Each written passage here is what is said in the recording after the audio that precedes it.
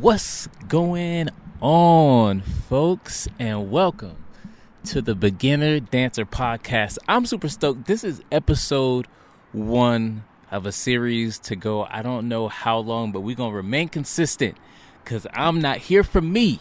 I am here para ti. I'm here for you. So, what our focus is today, we're just going to dive right in. No fluff. No wasting time, just real dance education. You heard?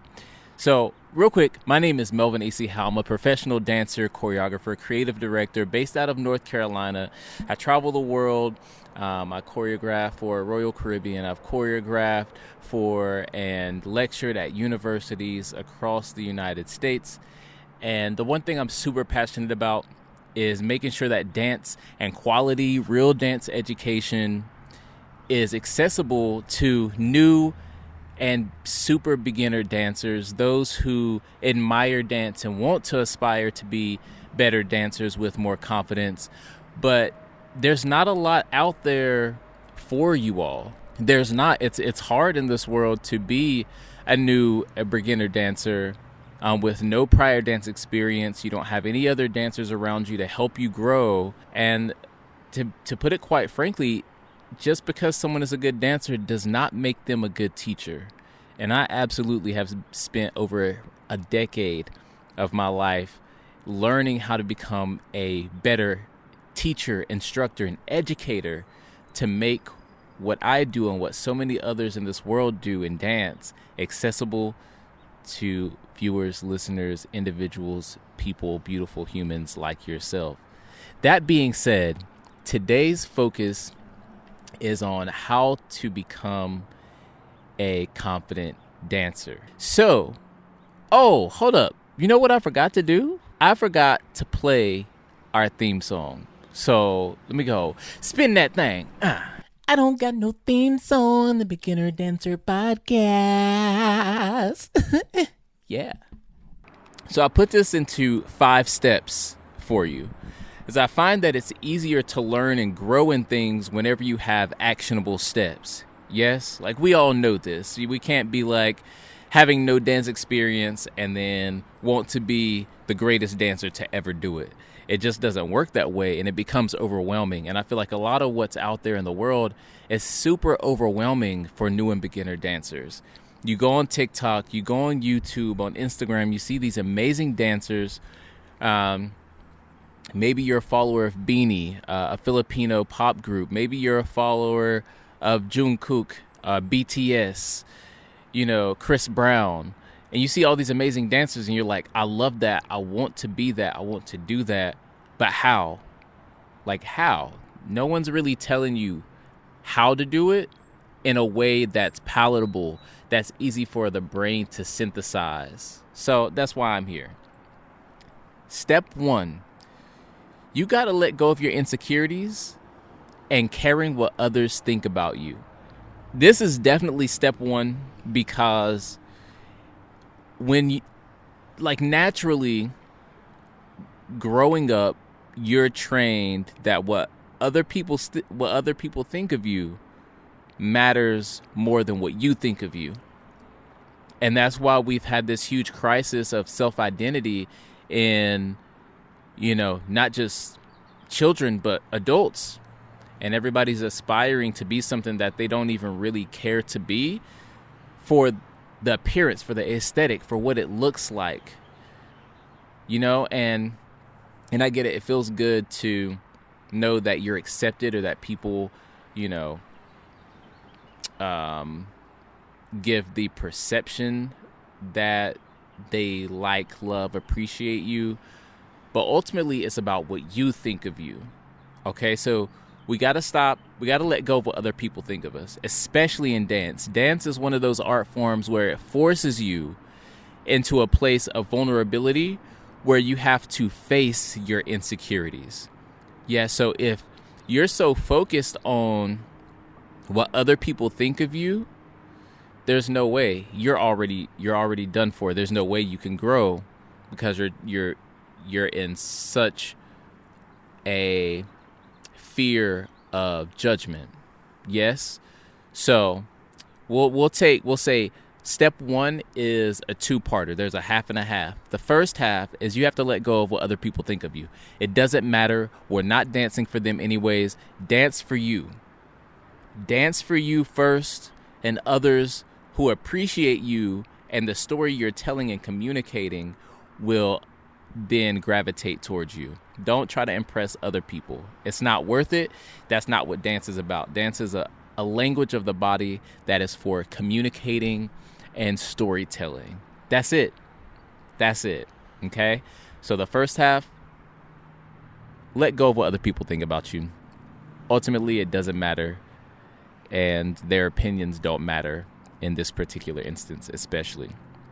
The second half of that is we are our worst critic. Okay, so maybe you're not someone who cares what other people think about you as much as you care what you think about you. Maybe you're not that confident in your body and moving. Maybe you feel silly because, you were raised to think that dancing is for children. I get that because my family and my parents tried to raise me that same way. It didn't work, thankfully, because dance was like it was my first love, my first marriage, my confidant in life, and I held on to that thing so tight. I'm telling you, forearms swole from the grip that I had on dance once it got a hold of me.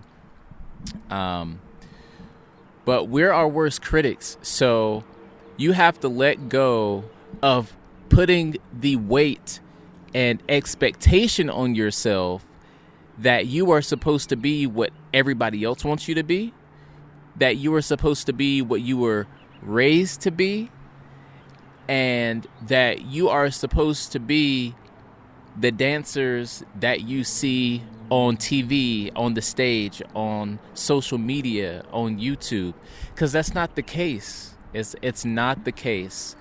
And there's no way to grow in dance without being bad at it first. And you just got to take your time. You have to take your time with it. Let go of those expectations of yourself. And it gives you the opportunity to get in your body more and feel more. Yeah? All right. Moving on to step number 2. Learning the foundations. Look, if you don't learn, I'm going to give you an example, okay? Put me in ballet. I love ballet. It's a beautiful form of dance. It's so structured. It's amazing. I love watching it. I am very, very, very basically educated and trained in ballet. So if someone was like, hey, I want you to be the lead ballet dancer in the Nutcracker, not happening. Not happening. Because I don't know I don't know much of anything about ballet, not enough to go up on a stage and perform it. I'm going to look goofy, I'm going to look silly. You know why? Because I have not spent time learning and taking classes in the foundations. Now, if I had the foundations, I had all the basics, the tools that I needed, then by all means, because then I can build on those foundations to build my creativity, But without the foundations, you have nowhere to go. A building without a strong foundation, at the first gust of wind, is going to crumble, So just keep that in mind. You have to learn the foundations first. You can't go on and skip foundations and try to learn moves that you see on TikTok or moves that, other people teach you without knowing the foundations. Because then you're not going to know how else you can pick apart that move and make it your own or turn it into other moves. And it's just a confusing process. So my purpose for being here with you all on the Beginner Dancer podcast is to make it easy, palatable, so you can enjoy the whole journey of it all, so that it's easier to learn and so that your brain melds with your body, so you have that mind-body connection that gets you inside of your body, And not only does it help you become a better dancer much faster and much more seamlessly without all the extra stress and anxiety that can come with learning dance to become a better dancer, but it makes you more confident, and it just builds so much more body awareness. So learn your foundations first.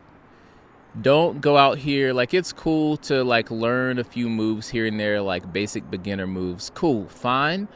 But those moves are not gonna look how you want them to look without having the foundations down first. Yeah? Moving on. Step number 3. It's okay to draw inspiration from other dancers. I have my favorite dancers that inspire choreography. They inspire production concepts. They inspire, me to aspire to new limits that I hadn't before set for myself. They inspire new creativity and new moves that I never thought that a body could achieve. So it's okay to draw inspiration from other dancers. It's okay to pull from their confidence that they express. It's okay to pull from, the creativity and concepts and ideas of some of the moves that they do. We just don't want to bite. And what bite means, we don't want to steal their moves. We don't want to plagiarize or copy exactly what they do, because then it takes away from your individuality.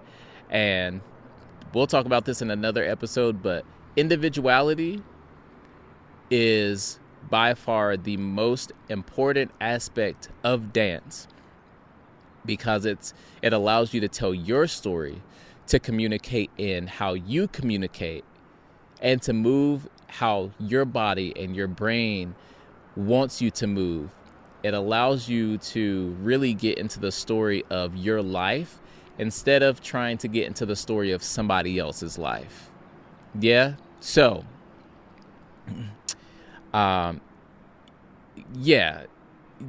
draw inspiration, but don't bite, don't steal, do not plagiarize. On to step number 4. We're moving through this thing, y'all. But hold up. Before we can continue on to step number 4, I think it's time we take some call-ins to help some people out with their dance questions and their biggest dance challenges right now. So let's open up the phone lines and let's let one of them calls come through. Hey, Melvin. Hey. My name is Jessie. Hey, Jessie. I have a question. I love to dance. I'm a beginner. Mm-hmm. And one comment I always get, or like I get poked fun about, is that my shoulders are always stiff when I'm dancing. So like my lower body will be moving like pretty good, I think, but my upper body will be stiff, and I don't know how to change without looking like floppy. Like, it just doesn't make sense to my brain. Can you help? Jessie, thank you so much for calling in, love. I can absolutely help, and that is why I am here.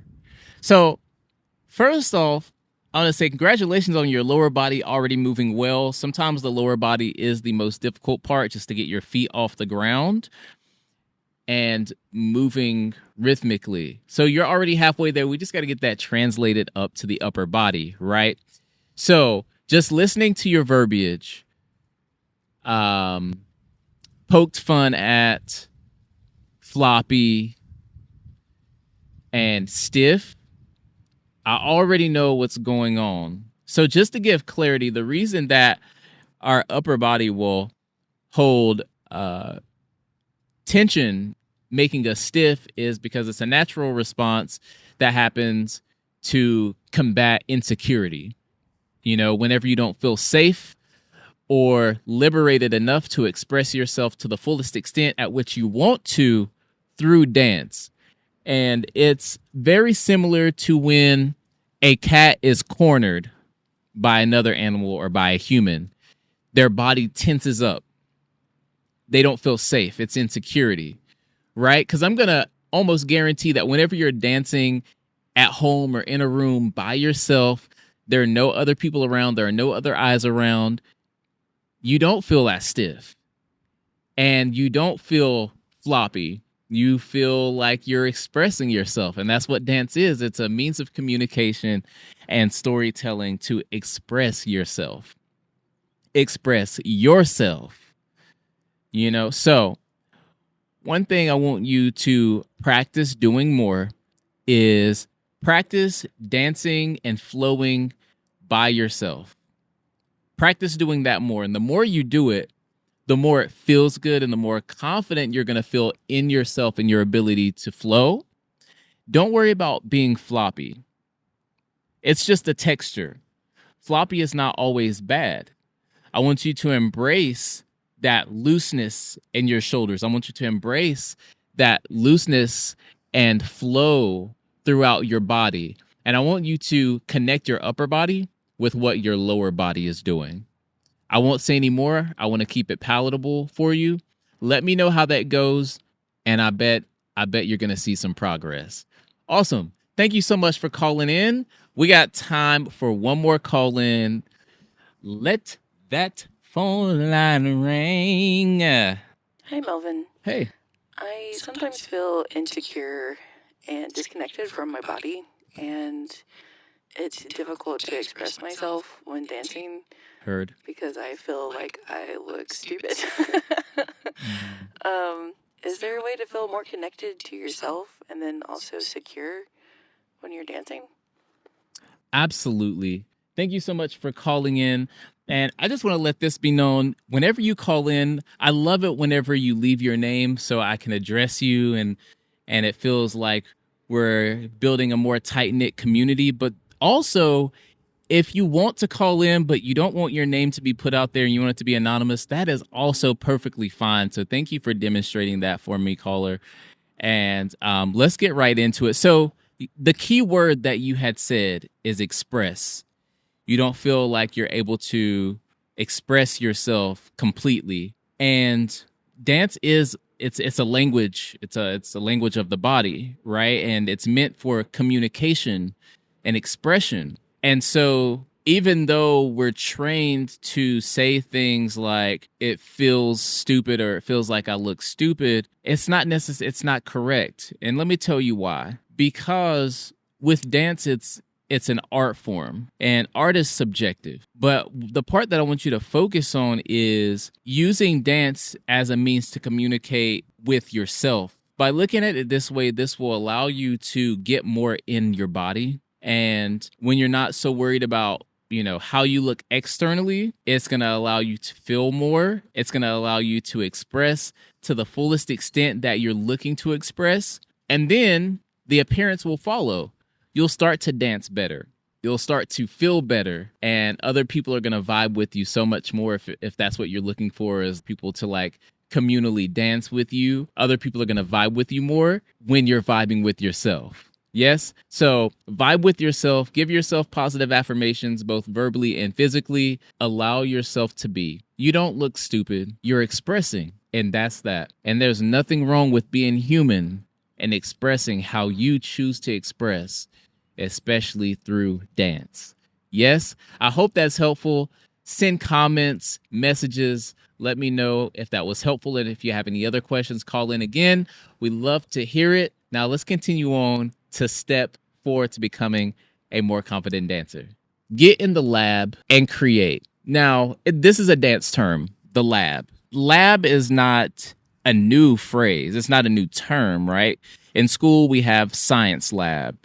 We think lab, science, create, mix, and that's the same thing essentially that it is with dance, is it allows you to go even in solitude, in your own home, in your own room, turn on music and create. Try different foundations put together with different textures, put together with different music, and with no expectation of what it's supposed to look like or what it's going to create or what the illusion is. Just put stuff together and see what happens and see how it feels. And that's how you build things and make your own moves, so you're not feeling like you're consistently looking elsewhere for moves to add to your arsenal, quote unquote.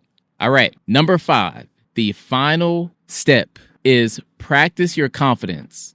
Just like any other muscle or skill, you have to practice in order for it to grow, in order for it to strengthen and get better.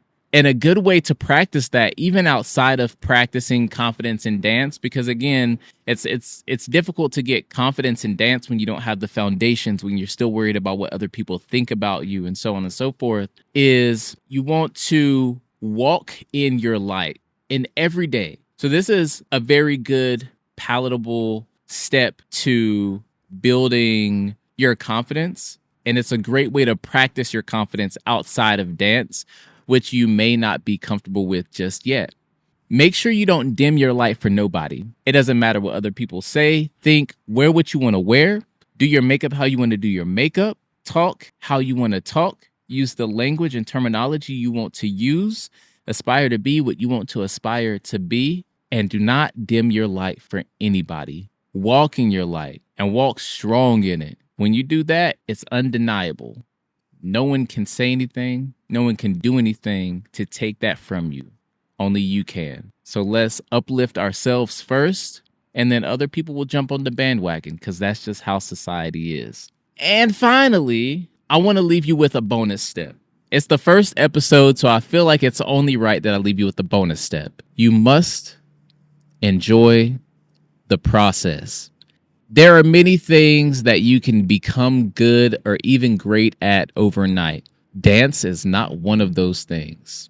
Even someone who is born with great rhythm, if they have no prior dance experience, cannot become a great dancer overnight. It's impossible, because to become a good or even great dancer requires you to have mind-body connection. It requires you to be vulnerable. It requires you to let go of insecurities. It requires you to face the things that we don't even like to face. Your past, your story, your present, your future. And these are all separate things that take time in and of themselves. So let go of the expectation that you're going to learn a few moves, that you're going to learn, your foundations and the techniques and the textures and things, and then you're going to be a great dancer, because it's not how it works. Now, you can look cool dancing. You can look good dancing by learning some moves, learning rhythm and so on and so forth. And that's great. Aspire for that. But look within first, because that's what's going to give you longevity. It's going to make you an even better dancer than the dancer you think you are maximally capable of. I don't know if I just made up maximally, but we're just going to run with that. So let's recap, and then I'm going to let y'all go. Step 1, let go of what other people think of you. Let go of your insecurities.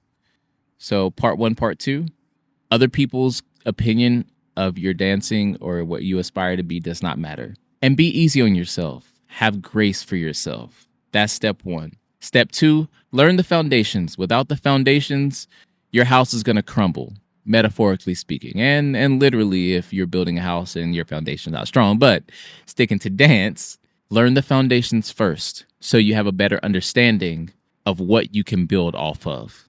Yep. Step number 3, draw inspiration from other dancers. We all need something to aim for and aspire to. Yeah, so don't copy, don't steal, don't plagiarize, don't bite, but draw inspiration from. We all have to start somewhere, and drawing inspiration will help you grow. Number 4, get in the lab and create. You have to practice if you want to get better. And if you don't want to feel like you keep running out of moves, you have to create and try to put together your own creations, create your own form of movement and dance. Yeah. Number 5, practice your confidence. Walk in your light. Don't let nobody dim your light, and you don't dim your light. Enough said. Bonus step, enjoy the process. If you don't enjoy the process, it's already over before it began. You're going to get frustrated. You're going to feel stressed out. You're going to get anxiety, and you're going to feel like, what's the point? So enjoy the process. Everything else will come in its right timing. It's a growth journey within and without. Yes. Thank you so much for joining me. I don't know how long that was. I think it was like 21 minutes or so. But I tell you what, that was a heater. Just going straight for it. Boom, boom, boom, boom, boom. Step after step.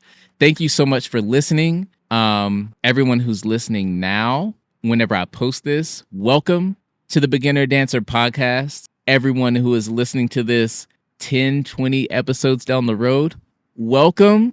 We love you. We appreciate you. And it's a community. Leave comments, share this, subscribe. Let's grow together. Just like I said in the pilot episode, my goal is to be the most encouraging, inspiring, diverse, and international dance podcast and community in the entire world. I cannot do that without you and your friends and your family and associates and other people who are on the same journey as you. We're in the Philippines. We're in Guatemala, in Mexico, in the U.S. We're everywhere. So everyone's welcome. Come as you are, and let's build to what you want to be. That's it. And we out. I'll catch y'all in 2 weeks here again on the Beginner Dancer Podcast.